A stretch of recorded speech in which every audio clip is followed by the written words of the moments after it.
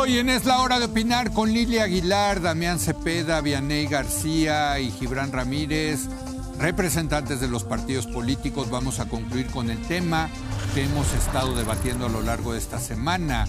¿Qué tanto poder tiene hoy la presidenta Claudia Sheinbaum? Después, con Óscar Ocampo, hablaré de la ley de aguas nacionales que se está discutiendo en el Congreso. Y para terminar, con Mauricio Mechulam, examinaré los resultados del Foro de Seguridad Internacional de Halifax. Así que quédese aquí, en N+ Foro, que ya comenzó la hora de opinar.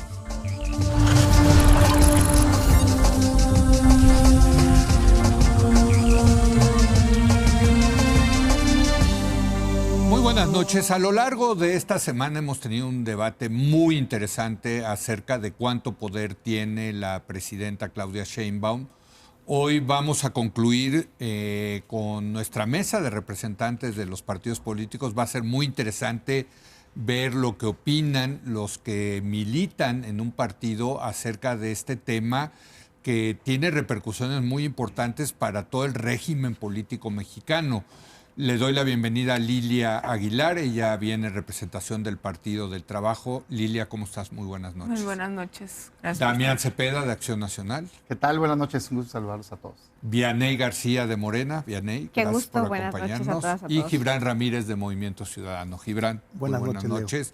Te toca comenzar a ti. Damián, ¿cuánto poder tiene la presidenta de la República? ¿Qué dirías? ¿Mucho? ¿Poco? ¿Más o menos? Yo diría que tiene mucho poder. Todo, de hecho, es un poder sin contrapesos formales, sí algunas realidades, pero sin contrapesos formales, y creo que eso en una democracia es muy peligroso, particularmente si tiendes a abusar de él, y creo que es lo que ha pasado. ¿Por qué digo que tiene todo el poder, mucho sin contrapesos? Porque tiene lo que no se tenía en este país desde la época o antes de Zedillo.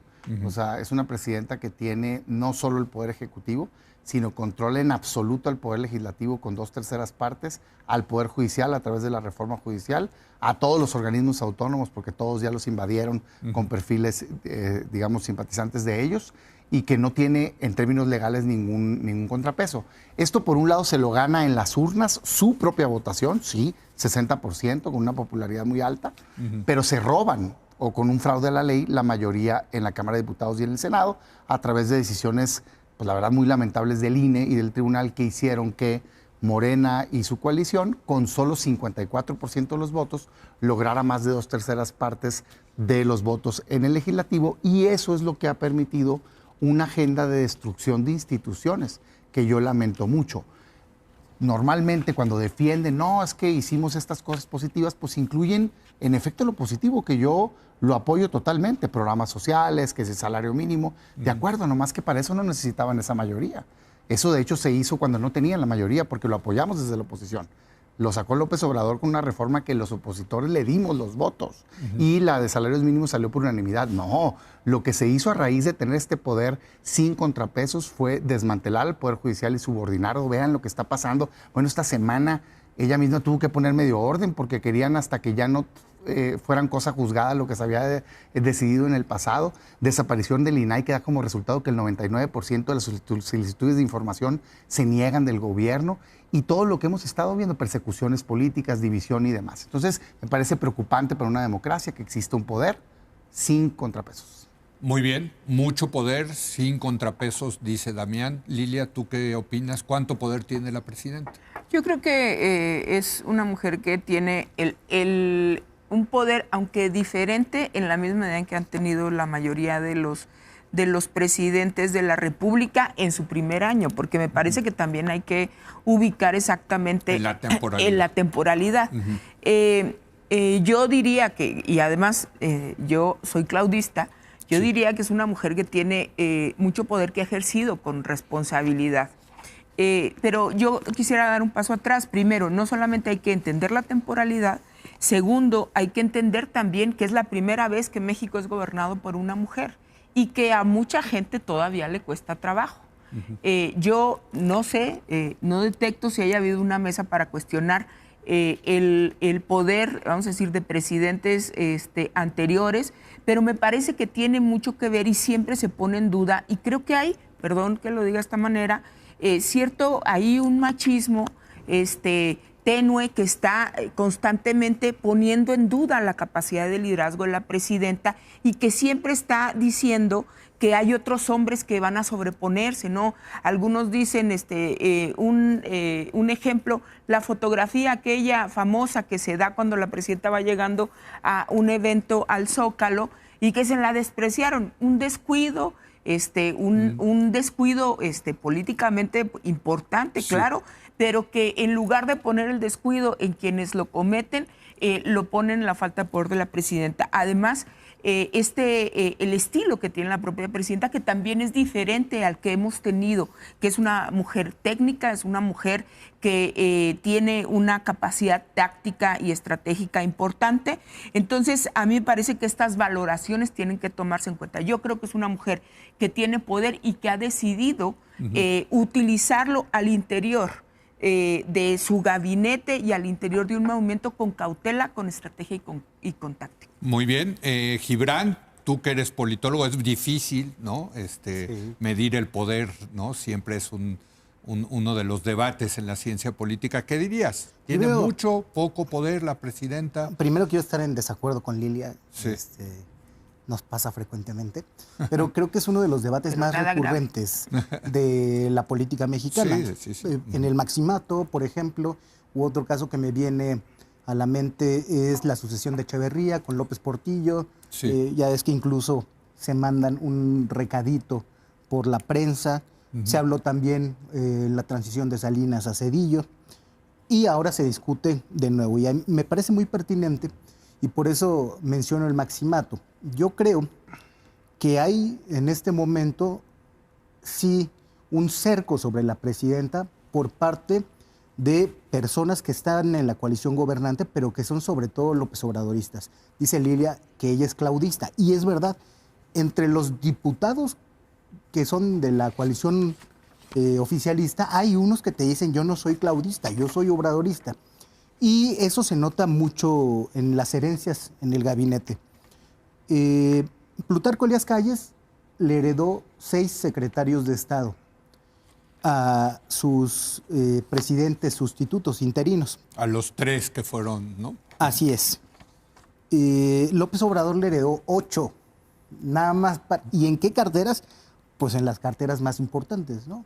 Empezando por Hacienda, si bien ya hubo el cambio, Gobernación, ¿no? Que una de las personas o la persona más cercana políticamente al expresidente López Obrador, y otras carteras clave como, digo, aunque hubo cambios, rotaciones, pero relaciones exteriores, economía, etcétera, etcétera. Entonces hay ese plano de continuidad, aunque me parece que cada vez más, y que lo está haciendo con persistencia, se va sacudiendo algunos de esos perfiles. El caso más ilustrativo, la salida de Pablo Gómez de la UIF y la llegada de alguien cercano a Harfuch. Muy bien. ¿Qué dirías, Vianney? ¿Cuánto poder tiene la presidenta? Tú, es de tu partido, ahí sí. A mí me parece una discusión muy interesante que yo creo que hay que retomar a profundidad y desde la conceptualización de qué es el poder, ¿no? Sí. Y es que la presidenta de la República, en los mítines que hace a lo largo del país, ella siempre menciona una frase que dice: no habrá divorcio entre el pueblo y el gobierno, porque el pueblo y el gobierno somos uno mismo. Así que eso determina justamente la política en materia de cercanía con la gente. Y eso yo lo retomo porque es ahí cuando nos damos cuenta de un diagnóstico que parte desde el 2018, en donde llega por primera vez la izquierda a nuestro país, pero que en el 2024 no solo tiene una menor cantidad de votos, sino que suma más votos la presidenta de la República, llega a los casi 36 millones de votos. Y eso nos permite llegar al poder, no solamente acompañando a la presidenta, sino con una mayoría que, por cierto, las reglas no las pusimos nosotros, las reglas estaban ya establecidas, y esas mismas reglas le permitieron, por ejemplo, a Movimiento Ciudadano tener una serie de 30 y tantos diputados locales cuando solamente ganaron un distrito federal, o le permitió al PAN mantener una minoría dentro de la Cámara de Diputados con esas reglas que ellos mismos establecieron y que a nosotros nos permitió tener mayoría. Esas mismas reglas que hoy nos permitieron reformar el Poder Judicial para poder hacerlo más democrático y cercano a la gente, y esas mismas reglas que a través de nosotros hoy hemos vuelto más eficiente al gobierno, y no en esa narrativa o como antes se ocupaba el poder, como lo hacía en el PAN, en donde se repartían los magistrados, su amigo Marco Cortés, o esta política de cuotas y cuates, ¿no? En donde tenían dividido de esa manera y repartido el pastel. Hoy la presidenta lo ve en el sentido de que llega como la mujer más votada, la primera mujer en la historia de este país, pero también la que le sirve al pueblo de México, porque el único soberano para nosotros es el pueblo. Te puedo hacer una pregunta en esta lógica de claudismo o obradorismo. ¿Tú tienes alguna, cómo te consideras? Yo soy una mujer de izquierda que acompaña al presidente Andrés Manuel López Obrador y a la presidenta de la República, Claudia Sheinbaum. A las dos, digamos. Claro ¿no? que sí, y al pueblo de México. Muy bien. En ese orden. Sí. Porque es fundador. No, sí. Es que me parece... Es un tema de fondo ahí. No, es un tema de fondo. Ver, lo dije, bueno, pues un tema de fondo, sí. Sin duda tienen un tema en donde tienen un líder moral, histórico, válido, ¿no? Sí. Yo no lo comparto, digamos, su visión de país, pero lo reconozco como un liderazgo real, pues, totalmente, que se construyó. Y luego tienen a la presidenta, que hoy es presidenta en funciones, y yo no le quiero minimizar su responsabilidad. Ella es la responsable de lo que haga o no haga, pero sin duda, en ese aspecto del liderazgo moral lo tiene más heredado del líder moral histórico, ¿no? Y creo que así mismo se habla abiertamente, no se está minimizando a nadie. ¿Yo qué veo? A ver, mi primera intervención fue, tiene todo el poder, porque lo tiene formal. Y ella puede hacer los cambios que se requieren en México para acabar con los grandes males. Tiene ciertos límites, si quieres ponerlo así, reales. Uno, el presupuesto, pues le dejaron los platos rotos, pues. Le dejaron quebrada la economía pública. Una deuda ahorita anda en 1.5 billones de pesos, es decir, millones de millones que tiene que pagar de servicio de deuda, lo cual es casi el doble de lo que puede invertir en infraestructura. No el doble, es 900,000 contra 1.5. Pues eso no trae margen, pues. ¿Por qué? Porque la dejaron ahorcada en ese aspecto. Dos, la ciudadanía está mucho más despierta. Con este aparato ya tienes acceso a toda la información. Entonces, los abusos que se vieron en la manifestación, cómo violentamente los reprimieron, pues hay una reacción de la ciudadanía. Hay un enojo de la ciudadanía, por ejemplo, en el campo, que se está viendo. Entonces, tiene límite de la ciudadanía. Tres, Estados Unidos. En la negociación con los socios comercial, 84% de las exportaciones, pues claro que si está Estados Unidos diciendo, oye, estás dejando que opere el crimen organizado, hay una reacción y hay límites que tiene. El crimen organizado, que está mandando mensajes de que se manda solo en muchos lugares, matando alcaldes, poniendo y quitando gobernantes. Pues, caray, espérate, ¿qué está pasando? Y el gobierno permitiéndolo. Y por último, su propia coalición. Su propia coalición que le dice, espérate aquí, no. Ejemplo, la reforma para el nepotismo, aplaudida por muchos, incluyéndonos desde la oposición, pues no la pudo sacar adelante. ¿Por qué? Porque los intereses políticos internos dijeron, no, espérate, aquí no te puedes meter. Bueno, sí la sacó adelante, pero reformada, digamos, ¿no? No la que más adelante para que no le aplicara a unos socios políticos. Sí. Y ve nombramientos que se acaban de dar. ¿A quién obedecen los nombramientos? No es a Palacio Nacional, ¿eh? A ver, Lilia, ¿qué nos dices? Quiero hacer un par de aclaraciones, pero no me resisto a no fíjate, te resistes. ¿Cómo el tratar de confundir? Nosotros somos un movimiento, empezamos por ahí, ¿no? No somos un partido. Y cuando digo un movimiento, no me refiero solamente a Morena y su nombre, sino nosotros somos un movimiento, incluido el PT, el Verde, no viene este movimiento, no es que no los quiera incluir, pero me refiero a esa lógica. Y los movimientos de izquierda tienen una lógica de debate interno constante y de, vamos a decir, de compañerismo y de tratar de mantener esa lógica. Fíjate, yo no estoy de acuerdo en el tema del nepotismo, ha sido una de las cosas que he votado de manera diferenciada, pero fíjate cómo tratan de confundir esta capacidad interna, táctica y estratégica de la presidenta con debilidad. Y desde el inicio, no se dio ni siquiera la más mínima oportunidad de que tomara una mínima acción de gobierno cuando ya acusaban un maximato y cuando ya acusaban que era básicamente casi la niña que había puesto el expresidente López Obrador. Y como no entienden este movimiento, como no han entendido todavía las causas del país, específicamente el Partido Acción Nacional, entonces tratan de poner en esa lógica racional en cómo ellos tratan realmente los liderazgos de las mujeres. Primero. Segundo, Claudia Sheinbaum también es presidenta de nuestro partido, por eso digo que quiero hacer esa aclaración. Como Andrés Manuel lo fue, nosotros hemos sido el primer partido político llegando a la Cuarta Transformación. Tercero, el tratar de hacer estas diferencias, cuando yo me digo claudista es porque tengo, y lo digo con mucha claridad, muchas más coincidencias con la agenda de derechos de la presidenta Claudia Sheinbaum, pero nosotros tenemos un líder moral que construyó este movimiento y sin el que no hubiese sido posible la llegada a la presidencia de la izquierda y del progresismo, y que lo reconoce la misma presidenta.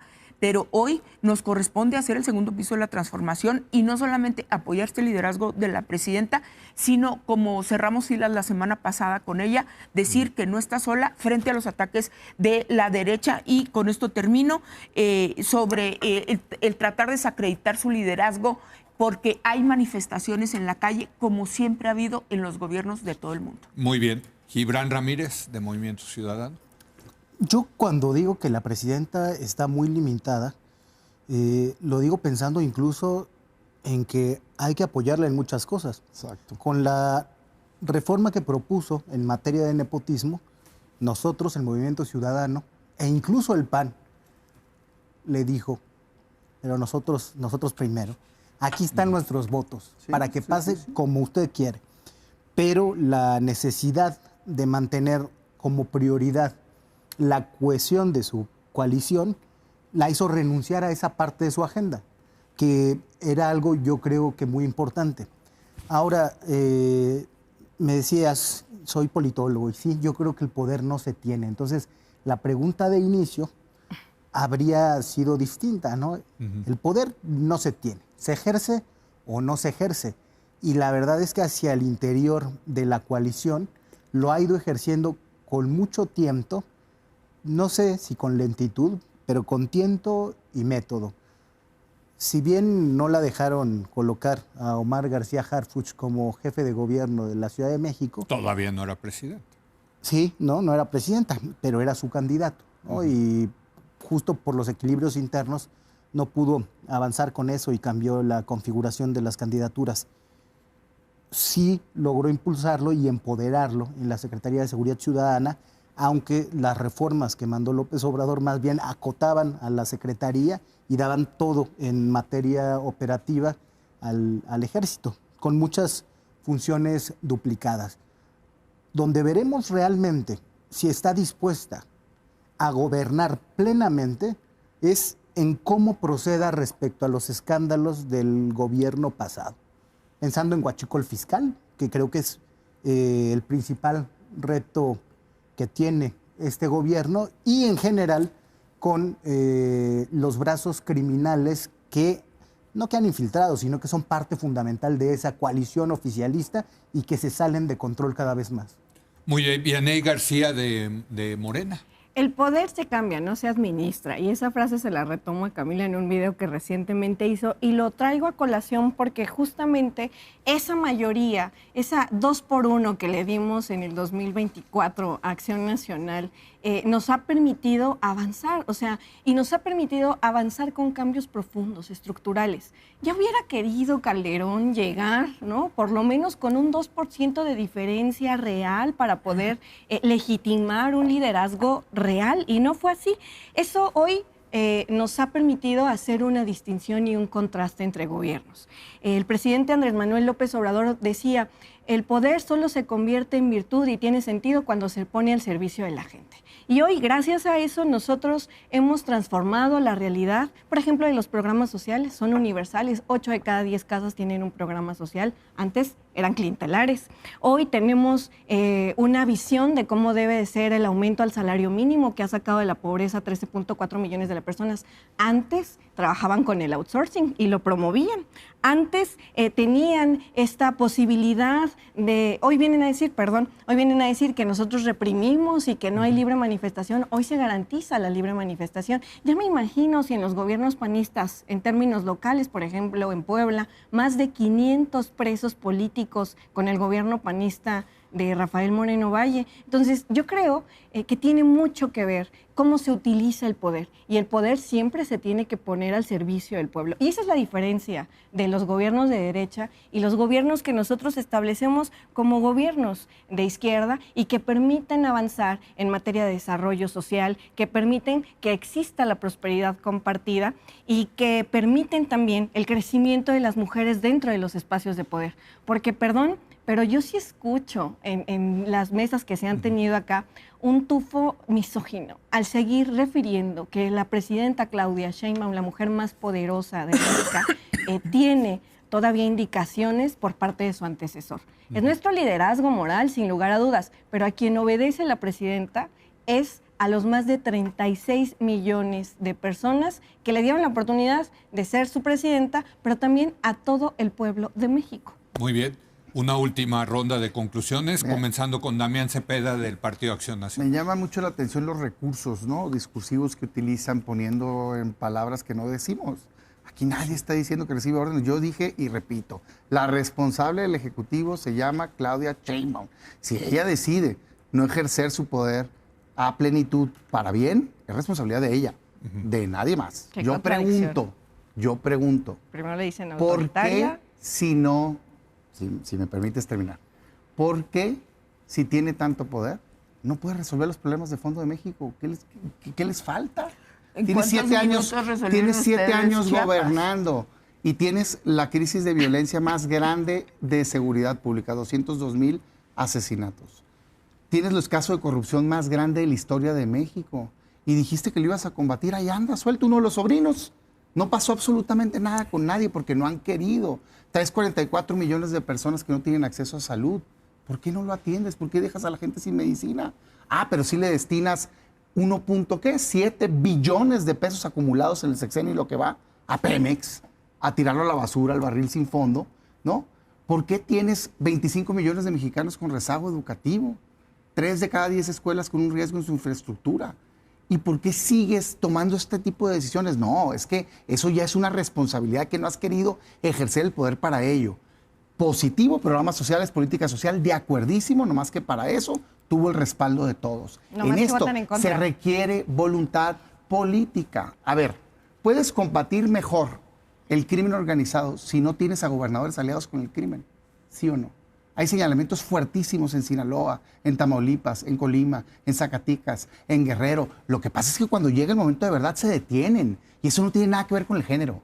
Tiene que ver con que han decidido proteger a distintos miembros de su coalición en lugar de llevar a cabo los cambios. Yo le digo, presidenta, anímese, sacúdase a los corruptos de un lado, quítese de esas visiones radicales. Habemos mucha gente, no solo en su partido, que queremos que México cambie, estamos listos para ayudar, pero tenemos que impulsar una agenda de verdad, de transformación real de México que atienda los problemas reales: seguridad, salud, educación, economía. Muy bien, ahí está. Lilia, te toca a ver, tu conclusión, Lilia Aguilar del PT. Aquí todos somos personas serias. Yo, y te consta, tengo un aprecio y un respeto, aunque no coincido con Damián. Pero el decir que en un año vas a resolver los problemas profundos de este país, yo por eso preguntaba ahorita que en cuántos minutos resolvieron Chiapas, que esa sí fue una promesa de campaña de Fox. Yo creo que no hay que caer en el absurdo. Ahora, claro que estamos en el camino de resolver problemas profundos, pero esto es como el hielo, no se derrite hasta que la temperatura no baja de los 0 grados. Todo lo que está arriba de los 0 grados, si bajas de menos 18 a menos 16, todavía no se va a ver inmediatamente el cambio. Yo quiero cerrar diciendo que ha sido un principio, además es un principio que creemos en serio. Yo soy una creyente del contrato social. Yo creo que el poder reside en la gente, que ese poder que recibe la gente se transfiere a quien ejerce el poder, y ese poder tiene que hacerse, y nosotros lo hemos hecho de manera muy responsable, de la mano con la gente, de pobres, ricos, altos, lo que sea. Y eso es lo que la presidenta ha hecho con mucha cautela, insisto, con mucha estrategia. El apoyo de los gobernadores de la oposición, hombre, a ver, primero llega como la más votada de la historia, 36 millones de votos más o menos. El apoyo de gobernadores de oposición como Coahuila, Guanajuato, Aguascalientes, acciones muy contundentes como el tema del huachicol fiscal o haber encarcelado a Hernán Bermúdez cuando se hacían apuestas de que había un pacto de impunidad que evidentemente ha sido este gobierno quien ha atacado. Pero por el otro lado tenemos, además diría, no solamente una agenda propia que ha llevado adelante de manera muy estratégica como el apoyo a ciencia y tecnología y muchas otras cosas que no me da el tiempo. Pero tenemos a una oposición que nos quiere medir bajo sus propios paradigmas, que ha ido a hacer el ridículo en la OEA, donde según esto van a denunciar y absolutamente nadie los toma en serio. Esa es la oposición que está hoy diciendo que está poniendo en duda esta situación de cómo se ejerce el poder en este país, y yo digo que con mano firme y con mano femenina. Muy bien. Gibran Ramírez, de Movimiento Ciudadano, una última conclusión. Por supuesto que existe un pacto de impunidad, por eso solamente se detiene a los operadores del crimen organizado y no a sus padrinos políticos, que todos sabemos aquí que existen. No se ha tocado esos factores de poder ni en el caso de la Marina ni en el caso de Tabasco.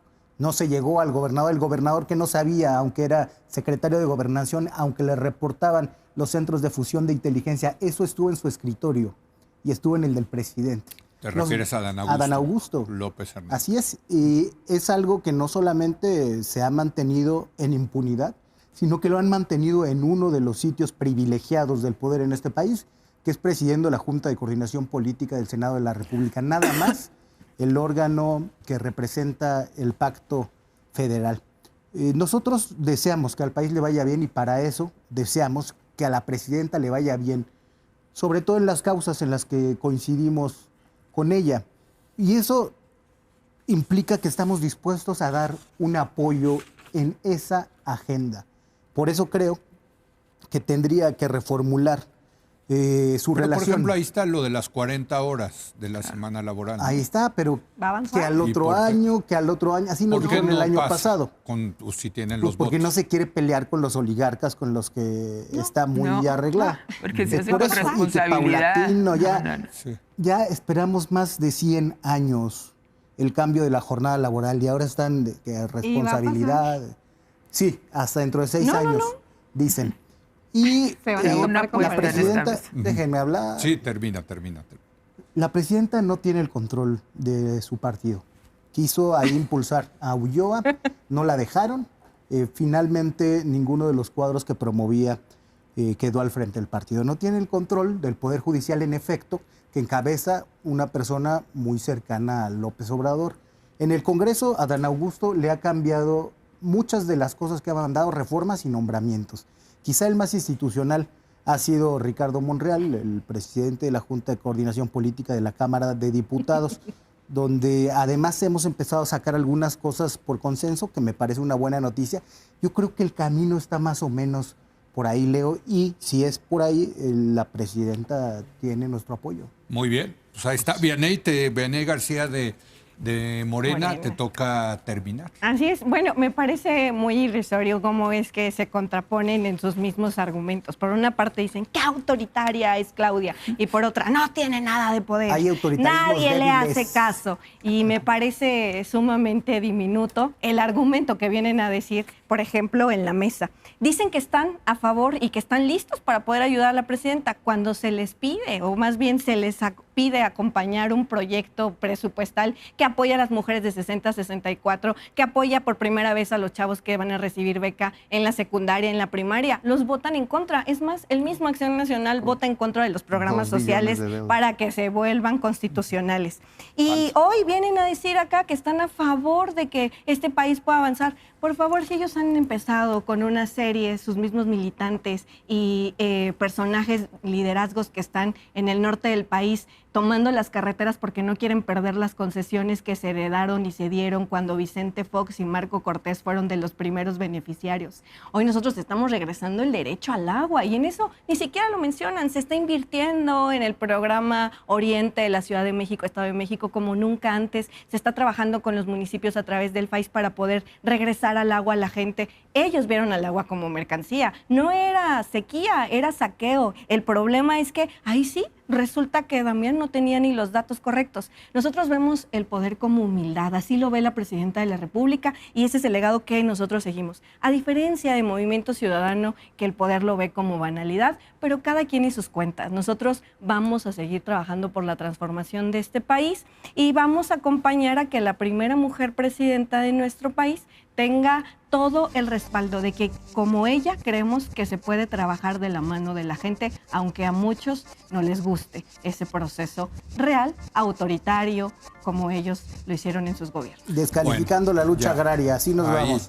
Ya ahí empiezan aquí los... Del campo, todo un tema. Los escarceos después del debate, pero les agradezco mucho. Muchas gracias. Les agradezco mucho, ha sido un debate realmente muy interesante el que hemos tenido a lo largo de esta semana. Creo que ustedes han contribuido con la visión que hay dentro de los partidos sobre este tema de qué tanto poder tiene la presidenta, cómo lo ejerce. Muchas gracias, Gibran, Lilia, Damián, y muchas gracias, Vianey García, que haya venido el día de hoy. Vamos a una breve pausa y voy a hablar con Óscar Campo, para precisamente analizar este tema de la nueva ley de aguas nacionales que implica por qué ha generado tanta resistencia en algunos sectores de la sociedad. Regresamos en un momento más.